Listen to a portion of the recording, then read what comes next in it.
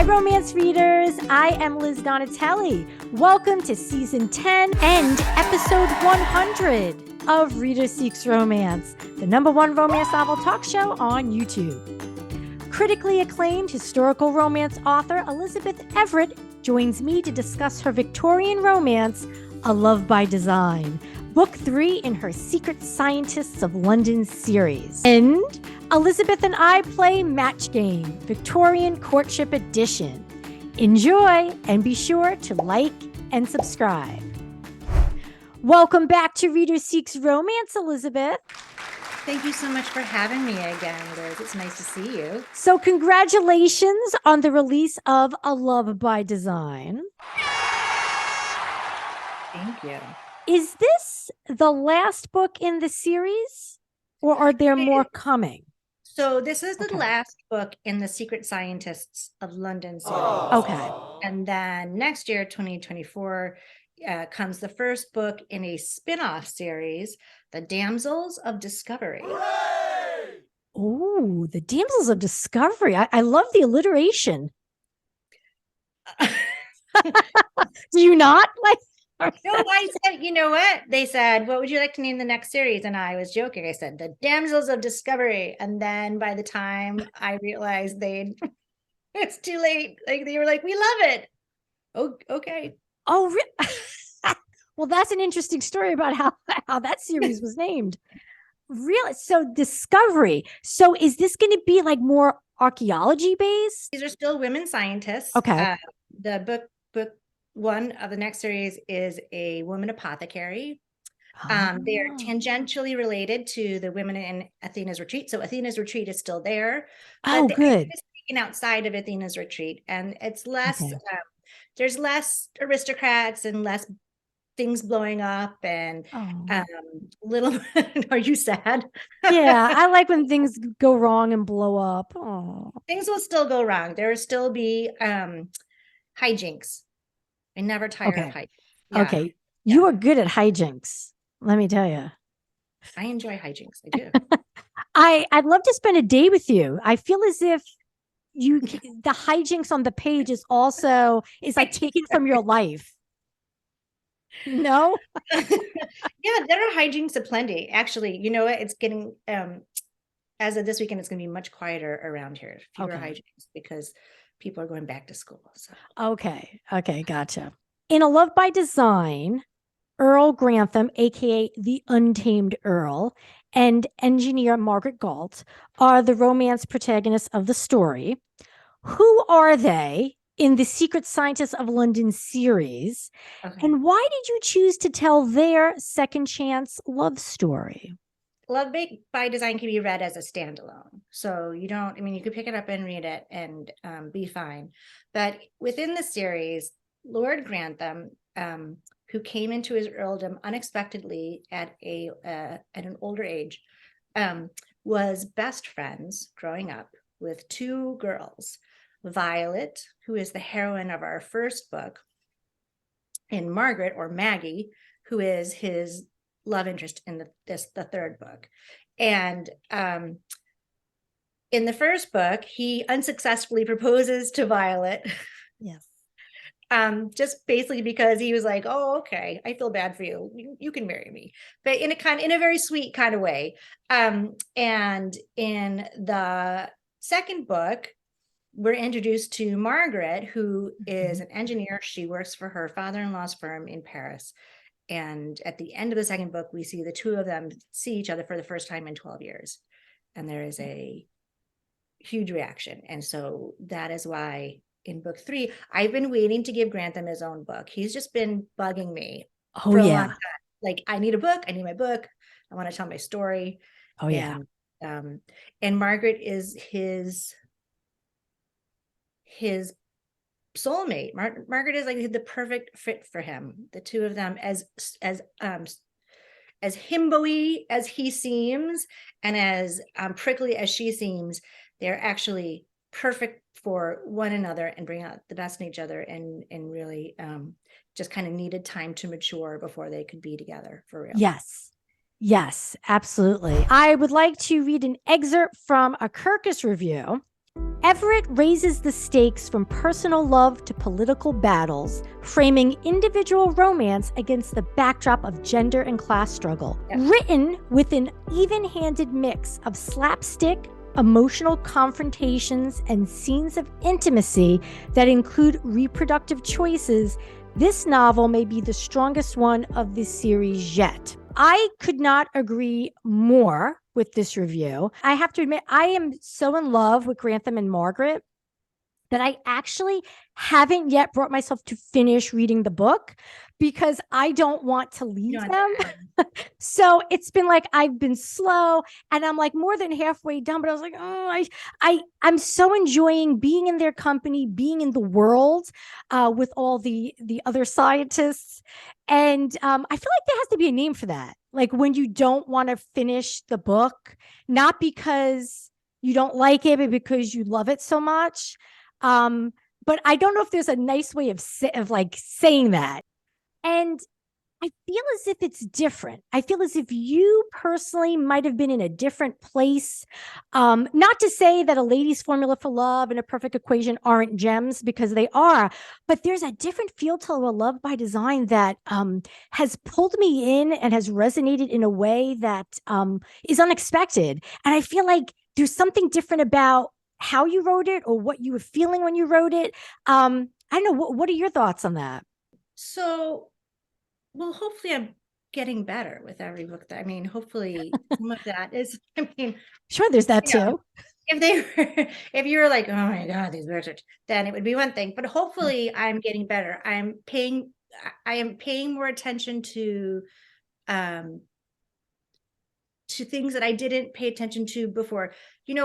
I never took a writing class. I was never in a writing group. I just ran out of books to read and decided to sit down and write a romance. So much of this is learning by trial. And I think that the more I write, the better I get about understanding pacing, and then more understand about what's important when you do characterization. So I think I'm a better writer. And this was super hard to write. Actually, I felt like it was being pulled from me because this was towards the end of the pandemic, and we were slowly going back out into the world, but not 100%. Okay. And we all lived through this traumatic experience, and the trauma, I think, I had it. I'm not going to complain about our experience because it was better than a lot of people's was. But I think that trauma sits there and informs a lot of what we do, the choices we make, and what we think about. And I think that made it a little bit weightier, I think. And I also think it's because of the subject of Margaret, who was asked so many times to make compromises and sacrifices just to do her job. Yeah. Is something I experienced when I was, younger and in starting out. And I think that most women have experienced. And I can make jokes about it, but I also feel very frustrated that it's something I'm writing about in 2020, whenever I wrote this, 21 or 22, and it's, the same. So Margaret is an engineer and she starts her own engineering firm. Was there a real life inspiration for Margaret? And also, how deep of a dive did you go into 19th century engineering? Because you would think that you were a time traveler from that time and explaining everything like you did it so well. I was like, either she spent a lot of time or she just found really good resources that she could quickly grab stuff from, because it sounded so authentic. What was the research like, and was there a real life inspiration? So there is a real life inspiration. The inspiration is Sarah Guppy, and she was a bridge engineer. She lived a generation before Margaret. She was active in the 1810s, and she was actually friendly with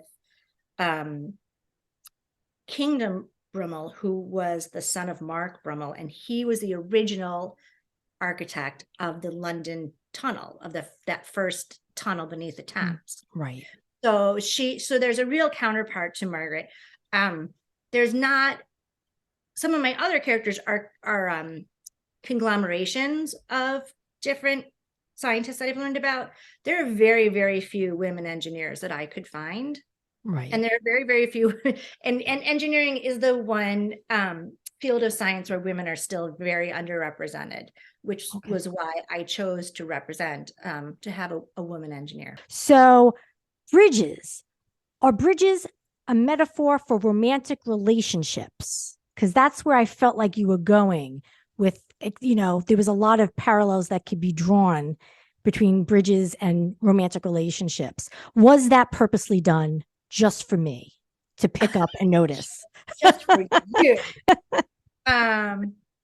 So in A Perfect Equation, there is kind of like a meta discussion about romance novels. And Margaret says, well, that's, you know, a romance is sort of like a bridge, you know, you have to put this thing out there, and there is some degree of like, just kind of like with hope and a prayer, right? Because when you look at a bridge, you're like, wait a minute, how does that stand up? And Margaret explains in A Love by Design, you learn a little bit more about the physics of a bridge, and a bridge stays up because of compression and tension. So there's these two opposing forces that work together to keep this thing up. And that is, I mean, I think that's not just romance. I think that's indicative of any relationship, right? Right. Yeah. Is that you have two separate beings who have their own agenda and have their own beliefs and have their own desires, and they have to work together. You have to work, whether it's two communities or two people or two countries. Right. If you demand that it's your way all the time, then your bridge is going to collapse. It's going to implode on it. It's going to fall in on itself. Right. You have to have some tension. You have to have some pull. Right. So that means you have some give. Right. Right. So yeah. In that sense, absolutely, it was absolutely symbolic. Yes. And meant for me. Yes. And for you, I thought to myself, I think Liz will really appreciate that it's symbolic almost on a molecular level, right? Yes. Because of the compression and the tension that's happening at a molecular level too. I have to admit, I've never thought much of bridges, you know, going over them. But after like reading all of this, you know, about the construction of bridges and making those connections to romance and relationship, like I feel as if I have this newfound interest in bridges and an appreciation. I kind of want to rewatch Bridges of Madison County, which now I'm starting to wonder if there's some hidden, like maybe that's what they mean with the bridges. Maybe. I don't know. I know that I'm still afraid of heights, and if I drive over a big bridge, it doesn't matter that I know how it's constructed. I still kind of always. Really? Yeah, but now you could think of it almost, they're like sexy things. Bridges are sexy. They're sexy things that are very high off the ground. Again, probably another metaphor. I don't know. There's so many metaphors wrapped into a bridge. You're hurting my brain now. Oh, I've never been told that, but I believe it. Switching gears slightly to the baby. Should I mention that Violet has a baby? Yeah, you can do that. Okay. When you looked around, it was almost like you thought I was going to say, hey, surprise, there's a baby back there. No, I thought you meant like, I'm like, I don't have. No, you don't have a baby. No, I don't. I wasn't saying. Violet's baby, the name is Mirren. And I was wondering, Mirren, did you name the baby character after English actor Helen Mirren? I did not. Okay, now you're blowing my mind. Really? Did you look up meanings of a Scottish name, and it's the name of his mother, of Arthur's mother. Did I miss that in the book? No. They said why? Okay. It's interesting because sometimes when I edit, I pull stuff out, and I don't always like. I try and save scenes because like I've put bonus scenes into newsletters as treats for folks. Yeah. So I try and save things so I can go back and make sure like there isn't something that I'm talking about in one book that I had taken out of the book before, because gotcha. Is that you sometimes I'll be talking about something and my editor will be like, no, we cut that. So Mirren is a Scottish name. Oh, okay. Because it's a really lovely name. And I was like, oh, like I bet Helen Mirren is Elizabeth's like favorite actor, or, she would, has a picture of her hanging above her desk and it inspires her to write. I don't know. I write narratives about you. I have a picture of Judith of Holofernes holding the head of a man that she killed. Yeah. Oh, that's fierce. Yeah, she's fierce. Judith of Holofernes. She was fierce. Oh, nice. So that's what you have in your office, your writing room? Yeah. Nice. I like it. Virgin Mary. So. Right. Yes, I recognized Mary. Okay. Now this is going in another direction. Dead birds used as decorations on ladies' bonnets. It's mentioned in the novel. Was this an actual thing done in Victorian era England? It was. So the problem was that it was actually much later, though, that they really became very popular. It was like, the late 1880s, early 1900s. They had these beautiful, huge bonnets that they wore. And it became very stylish to have scenes on the brim of your hat. So like little, it was crazy, like tons of flowers and, like rose made out of ribbon, made out of silk. And there was a fad for having stuffed songbirds and actually and tropical birds. And there was actually a decimation. There was a huge decimation of songbirds, small exotic birds, simply to kill them, to stuff them and put them on ladies' hats. Ew. And so what Flavia does, who is one of the scientists, she's an ornithologist at Athena's retreat, in reaction to that and she takes whatever carcasses of common birds that people find and give to her, stuffs them, and has them sewn onto bonnets, and along with them she has little she puts little information cards, and because she is of the aristocracy, she can't sell them directly, like people can't know she's a scientist. Right. So they're sold through Letty. If you remember Letty from the second book, her family owns one of the first department stores, and so they're sold through this department store. And Flavia is involved in a community organization that's trying to save these geese, and all of the people in this organization who love geese, they all are wearing Flavia's hats. And so when they come en masse, I just laughed the whole time. I was envisioning it, this whole crowd of people with like dead turkeys and stuffed swans and chickens and crows, just kind of like bobbing along.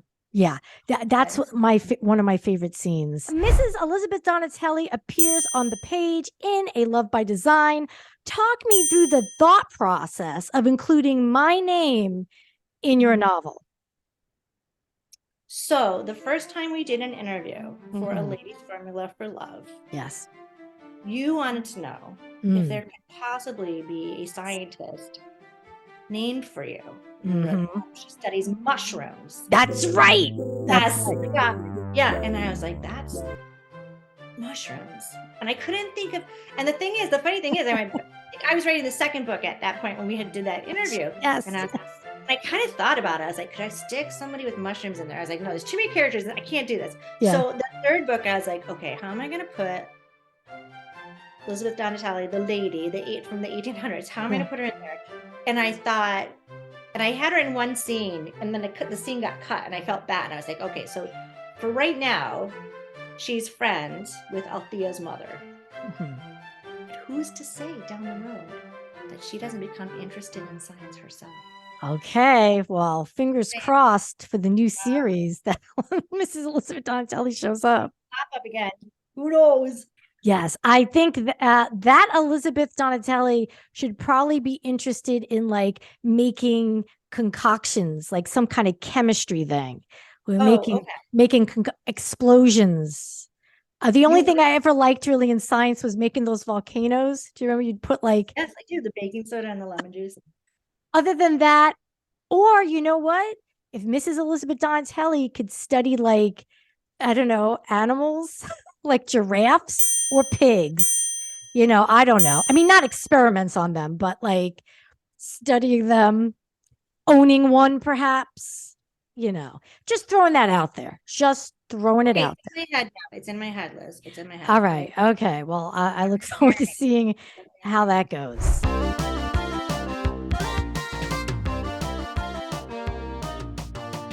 Okay. So Alice is the worst flirt. She tried to sniff a gentleman's blank.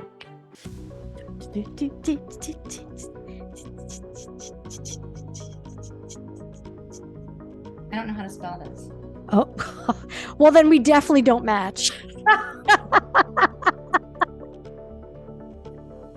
Well, put it this way. If we do match, then I'm concerned about your spelling abilities. Yeah, well, you can be concerned about my spelling. I'm concerned about my spelling. Alice is the worst flirt. She tried to sniff a gentleman's. All right, big reveal. I put gloves. Boutonniere. Boutonniere. Wow. Okay. So because there's a flower in the boutonniere. Yes. Like, the boutonniere is the flower, right? Flower, yeah. Did they wear boutonnieres? Was that a big thing? So I don't think they did anything of the sort until like the 1900s, but Okay. I'm just guessing.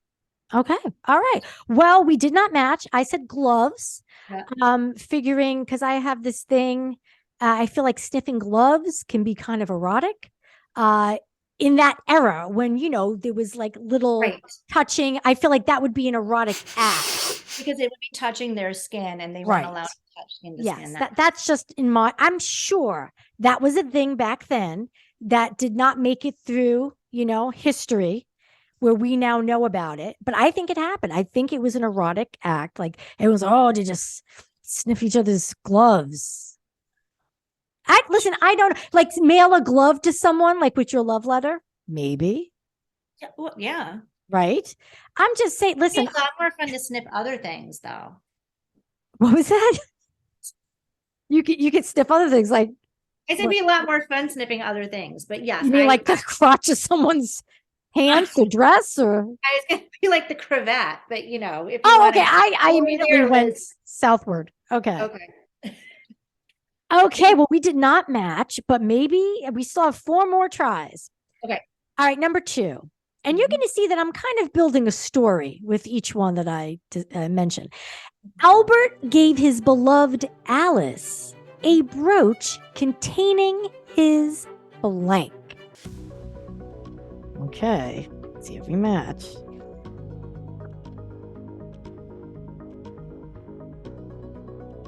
Oh, okay. You ready? You ready for the reveal? Albert gave his beloved Alice a brooch containing his reveal time. I put hair. We yes. Now that was a thing. Everyone was putting their locks of hair and anywhere they could stick it, as far as I know, like any jewelry, cravats. Like hair was sharing hair was so they shared hair. They must have sniffed gloves. Is my point. I saw that point coming from a mile away there. I saw you trying to bring yourself back. I saw that. I see that and I respect that. Thank you. Did they sniff hair? What, I bet you when they got the locket, they sniffed the hair, right? It was like, ooh. Do you know what? I think that you didn't sniff the hair because I think that the hair was usually preserved in some sort of resin. Oh, that type of. If I remember correctly, it was behind. Okay. That makes sense. If I was back in the day, I'd probably be too poor for that. So I would just be sticking clumps of hair in some, jewelry and just, closing, getting a locket, just just throw my hair at people. When Alice's chaperone, Agatha, caught Albert stealing a kiss from Alice, Agatha hit him with a blank.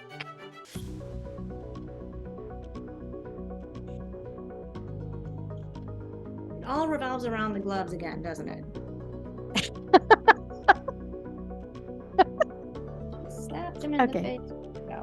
Okay. When Alice's chaperone Agatha caught Albert stealing a kiss from Alice, Agatha hit him with a I put parasol. Oh, fan. That was a better answer. I said parasol. Ah, That's a nice image though. I'm going to use that. with the parasol. Yeah. If they were outside, but obviously they were inside on a couch. Or maybe see, fan, yes, because the chaperone would be like fanning herself, hiding her mouth as she looks, sneaking, just her eyes, her eyebrows. So we've only matched once, which is fine because we still have 2 more to go. Okay, let's do this. Okay. All right. Alice breached etiquette during tea with Albert's mother. Alice simply could not stop talking about Albert's blank.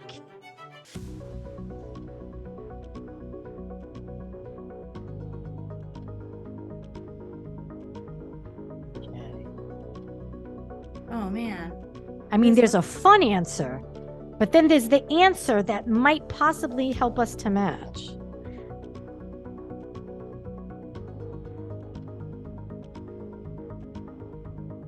Okay, Alice breached etiquette during tea with Albert's mother. Alice simply could not stop talking about Albert's. Let's do the reveal. I put his fortune.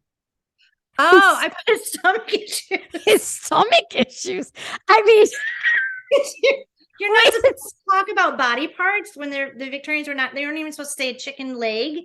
I remember that. Yes. Yes. His you weren't supposed to say a chicken breast. You're supposed to say, yeah. So I thought, she was maybe talking too much of his body. Yes. Okay. I was thinking she was like talking about his money and So wait, this brings up a good question. What kind of stomach issues were prevalent? Are we talking about flatulence, like flatulence, or like what was the stomach issue back then? I don't know. I'm assuming that because of the issue with clean water. Okay.